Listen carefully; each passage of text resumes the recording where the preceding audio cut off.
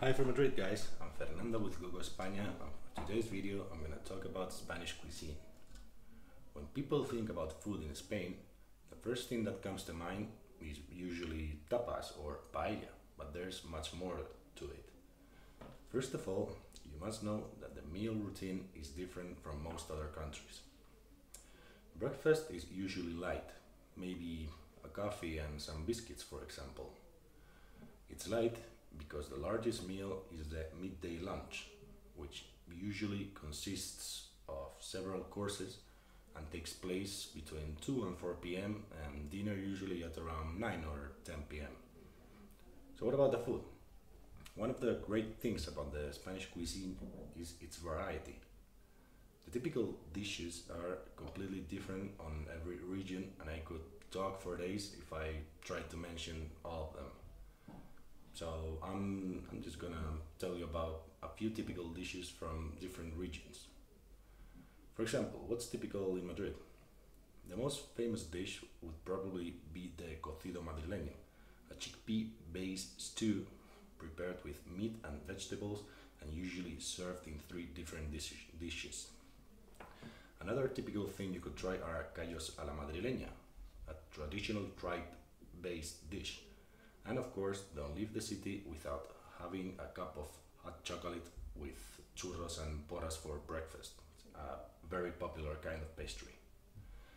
Then, when you get to Barcelona, you'll find other typical dishes, like pan tumaca. It's a bread which may or may not be toasted with tomato rubbed over and seasoned with olive oil and salt. Fuet, which is a thin, dry cured sausage of pork meat in a pork gut, and it's typical in Catalonia, but it's also very popular all around Spain. And of course, crema catalana, which is a dessert consisting of a rich custard base topped with a contrasting layer of hard caramel. On the other side of the country, in Andalusia, the typical dishes are very different from what we've seen so far.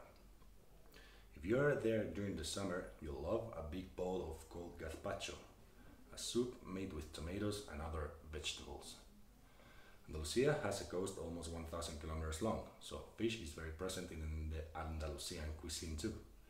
You love a big plate of pescadito frito, which is basically different kinds of fried seafood and small fish.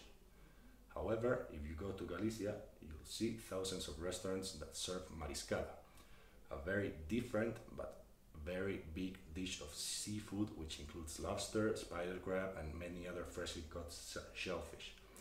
It's usually ordered for a group of people. Not far from there, in the Basque country, they have the best cod and great steaks too. Lastly, I have to mention paella again. Eating paella on a warm summer day in front of the Valencian coast is an experience you won't forget. These were just a few examples from some regions of Spain, so it's better if you come explore these places and the ones I didn't mention to discover Spain's great gastronomy and how different it is from place to place. There is one thing that all Spanish cuisine has in common. Any of the previous typical dishes go well with a glass of Spanish wine. But even on this field, you can find a huge variety depending on when you are. So we'll talk about this on another video. So this is it for today. Thanks for watching, and if you want us to make a video about any specific topic or something that you would like to know related to Spain, please leave a comment. If you have any questions, please don't hesitate to contact us through our website, gogoespana.com, or send us an email to info@gogoespana.com. Hasta luego.